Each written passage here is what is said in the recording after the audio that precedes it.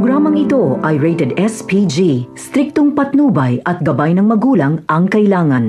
Sa pag-uwi nga nila Bong ay galit na galit sa kanila si Espinas. Palpak kasi ang kanilang misyon dahil hindi nila napatay si Congressman Sibilya. Bagkus ay muntika ng masawi si Bong dahil natamaan siya.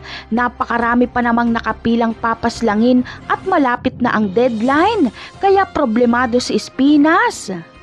Kaya naman, kay Tanggol na lang aasa si Espinas. Kahit bago lang ito ay magtitiwala siya dito. Sa unang lakad ni Tanggol ay higit sa 3 ang kanyang target. Agad natatapusin ni Tanggol ang kanyang trabaho para magkaroon siya ng oras na dalawin ang kanyang lola Tinding. Si Bubbles ang makakasama ni Tanggol. Samantala, matinding inggit naman ang mararamdaman ni Bong kay Tanggol. Si Tanggol na kasi ang paborito ni Espinas at lahat ng trabaho ay si Tanggol na ang lalakad. Kaya ang plano ni Bong ay paslangin si Tanggol at nang sa ganun ay siya na ulit ang pagkatiwalaan ni Espinas. Ngunit palpak na naman si Bong sa pagpaslang kay Tanggol dahil siya ang mapapaslang nito.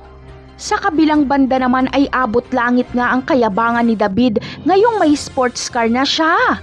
Una niya itong dadalhin sa paaralan para ipakita sa kanyang mga kaklase.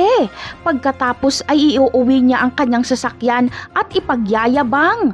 Kaya siguradong maraming magtataka kung paanong nagkaroon ng magandang sasakyan si David. Ngunit ano kaya ang magiging reaksyon ni Rigor kapag makita niya ang sports car ni David?